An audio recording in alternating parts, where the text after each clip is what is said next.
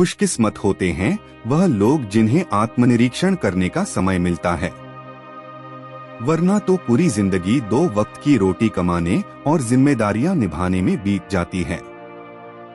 अपने लिए समय ही नहीं बचता और वही जिम्मेदारियां निभाते निभाते आदमी इतना थक जाता है कि जिंदगी एक बोझ लगने लगती है। उसमें कुछ मजा नहीं रहता, कुछ उमंग, कुछ उत्साह, जोश जिंदगी से गायब हो जाता है। लेकिन आदमी हमेशा से ऐसा नहीं होता। कभी तो वह बहुत जोशीला, उत्साह से भरा हुआ रहा होगा, लेकिन अब ऐसा क्या हुआ कि वो जोश ठंडा पड़ गया। जिंदगी में कोई उमंग या उत्साह की किरण दिखाई नहीं पड़ती। ऐसा क्यों हुआ? आज के जिस बौद्धिक ज्ञान पर हम चर्चा करने वाले हैं उसका विषय यही रहने वाला है कि जीवन को जीने की नई शुरुआत कैसे की जाए। वही उत्साह, वही उमंग, वही जोश और वही नयापन फिर से कैसे वापस आए। यह मध्यकालीन समय की बात है। ये उस वक्त की बात है जब तथागत आत्मज्ञान को प्राप्त कर चुके थे। उनके असीम ज्ञान की चर्चा पूरे विश्व में फैलने लगी थी और तथागत की ये प्रसिद्धि देखकर शहर के बहुत से युवाओं में आत्मज्ञान प्राप्त करने की होड़ लग गई। आत्मज्ञान प्राप्त करने की इच्छा बहुत कम शिष्यों में थी, लेकिन आत्मज्ञान का दिखावा करके सब में प्रसिद्ध होने की लालसा सभी के दिल में बसी हुई थी।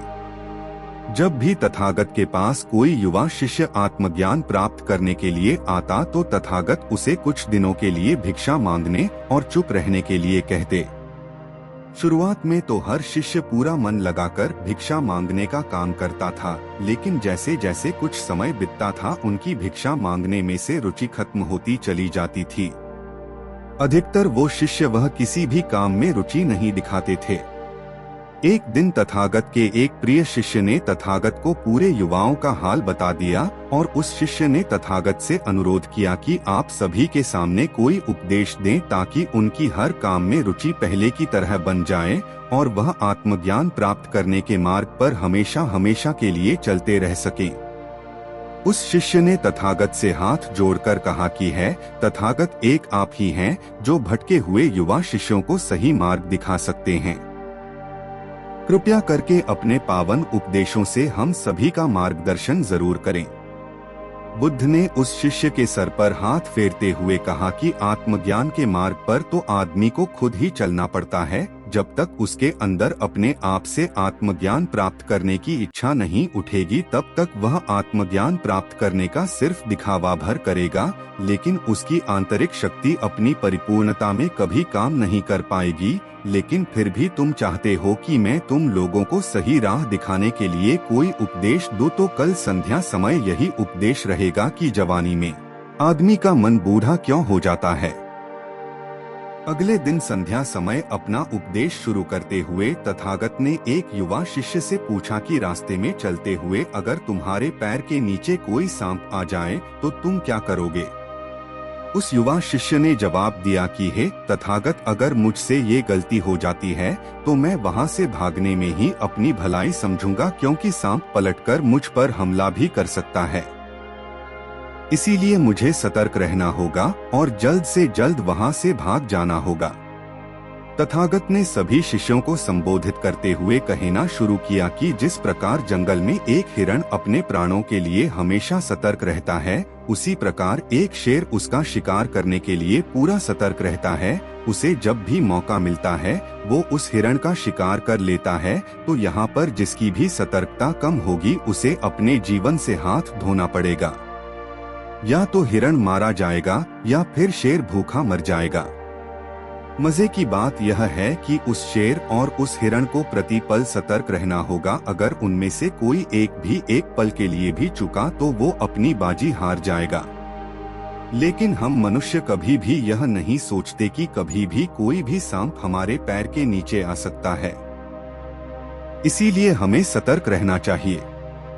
हम अपना हर कदम पूरी बेहोशी के साथ उठाते हैं, क्योंकि हमें हमेशा यही लगता है कि हमारे पैर के नीचे कोई कंकर भी नहीं आ सकता, तो सांप आना तो बड़ी दूर की बात रह गई। इसीलिए हम धीरे धीरे बेहोशी में चले जाते हैं। तथागत ने अपना उपदेश आगे बढ़ते हुए कहा कि जब तुमने बचपन में चलना सीखा होगा तो तुम सब ने एक एक कदम बड़ी होशियारी, बड़ी सतर्कता और बड़े होश पूर्वक रखा होगा। लेकिन जैसे से तुम चलने में माहिर हो गए वैसे वैसे तुम्हारा चलने पे से ध्यान हटता चला गया और तुम बेहोशी में चले गए। अब जीवन में कोई भी कदम बढ़ाना तुम्हारे लिए सतर्कता नहीं रहा। अब साधारण चाल चलना तुम्हारे दिमाग के लिए एक आदत बन चुकी है और उस आदत को दोहराने के लिए आपको सतर्क रहने की कोई जरूरत नहीं पड़ती, इसीलिए आप धीरे धीरे बेहोशी में चले जाते हैं। अधिकतर लोग जब जीवन में एक ही प्रकार का कार्य करते रहते हैं तो धीरे धीरे उस कार्य में से उनका मजा खत्म हो जाता है। अब उस काम को करने में उन्हें कोई रस नहीं आता, बस वो आदतन उस काम को कर रहे होते हैं और इसी वजह से हमारी जिंदगी के ज्यादातर काम आदतन होने लगते हैं जिनमें कोई रस नहीं रह जाता और धीरे धीरे हमारा जिंदगी में से रस खत्म हो जाता है। कोई जोश, कोई उत्साह, कोई उम्मीद दूर दूर तक नजर नहीं आती है। हम सांस तो ले रहे होते हैं लेकिन अंदर से पूरी तरह से मर चुके होते हैं। तथागत ने सभी शिष्यों से सवाल किया कि अपने जीवन में अगर एक ही काम को बार बार करना हो और फिर भी उसमें रस बना रहे, उसमें सतर्कता बनी रहे, उसमें एक उत्साह हो, जोश हो किसी भी काम को करने में, चाहे वो काम हमें 1000 बार ही क्यों ना करना पड़े, तो वो किस प्रकार संभव हो सकता है। जब कोई शिष्य जवाब नहीं दे पाया तो तथागत ने समझाना शुरू किया कि आदमी को जब भी ऐसा लगता है कि उसने उस काम से सारा ज्ञान हासिल कर लिया है, उसे वह कला पूरी तरह से आती है, वो उसे परिपूर्ण तरह से समझता है। जब आदमी को ऐसा एहसास होता है तब उसका रस उसमें से खत्म हो जाता है, क्योंकि उसके पास उसके बारे में सीखने को कुछ बचा ही नहीं है। अब वो सीखे तो क्या सीखे, वो तो उसे पूरा समझ चुका है। और यहीं पर एक आदमी गलती कर देता है। अगर आंखें खुली रखी जाए, बुद्धि को स्पष्ट रखा जाए तो हर छोटे से छोटा काम भी आत्मज्ञान प्राप्त करने का एक रास्ता बन सकता है।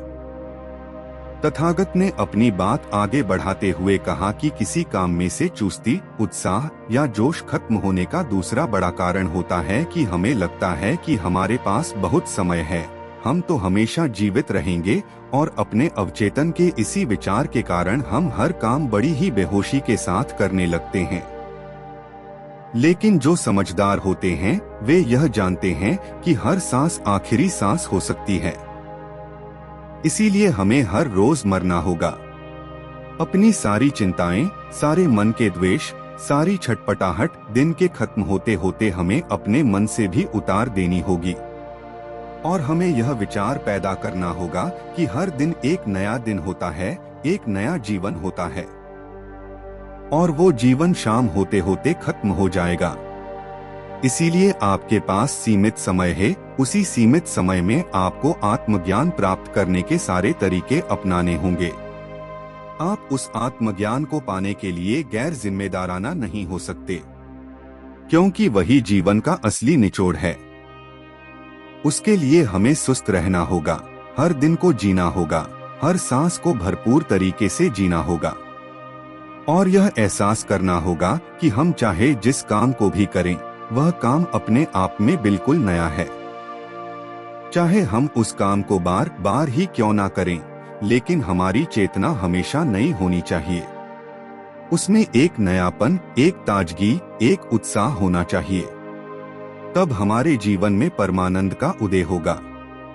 ऐसा आनंद जो निरंतर है, जो शाश्वत है, जो कभी नहीं मिटता, जो किसी चीज से पता नहीं होता। और जब हम निरंतर उस आनंद का एहसास कर पाते हैं तब हमें पता चलता है कि आत्मज्ञान का रास्ता कौन सा है, हमें किस रास्ते पे आगे बढ़ना है।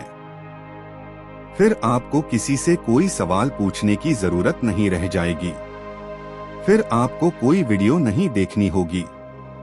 बस अब आपको आपका मार्ग मिल गया। अब आप निरंतर 24 घंटे अपने आनंद में रह सकते हैं।